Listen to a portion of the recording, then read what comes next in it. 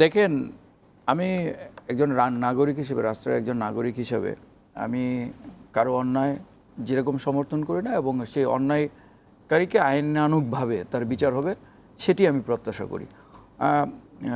যে নুরুল হুদা সাহেব বাংলাদেশে যে দৃষ্টান্ত স্থাপন করেছেন, যেভাবে এই দেশে ফেসিবাদ কায়েমের ক্ষেত্রে যে ভূমিকা রেখেছেন, সেটা অত্যন্ত নিন্দনীয়।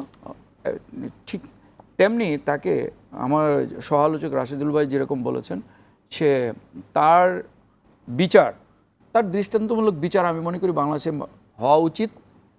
তবে তার মব জাস্টিস আমি ব্যক্তিগতভাবে সমর্থন করি না। আজকে আমি দলীয় কার্যালয়ে ছিলাম, আমাদের একজন সাংবাদিক আমাদের বিএনপির মুখপাত্র এবং বিএনপির সিনিয়র যুগ্ম মহাসচিব অ্যাডভোকেট রুহুল কবির রিজভী আহমেদের কাছে এই বিষয়ে প্রতিক্রিয়া জানতে চেয়েছিলেন। উনি বলেছেন যে আমরা এটা সমর্থন করি না, মব জাস্টিস সমর্থন করি না, এবং এটার ব্যাপারে যারা এই মব জাস্টিসের সাথে যুক্ত তাদের বিচার উনি দাবি করেছেন।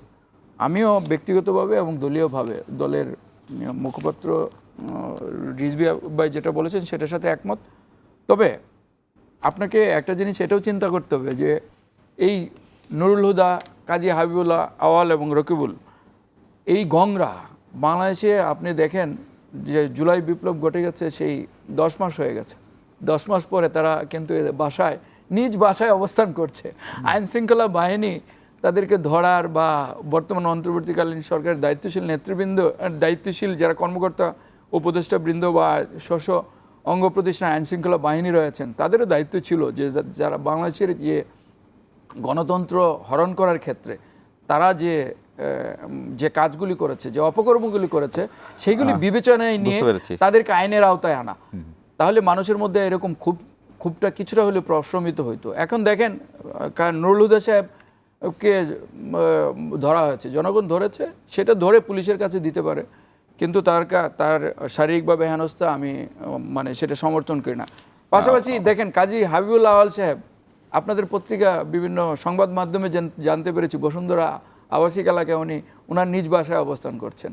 হ্যাঁ, উনিও 2024 সালে 7 জানুয়ারি আমিডামি নির্বাচনে উনি প্রধান হুতা ছিলেন।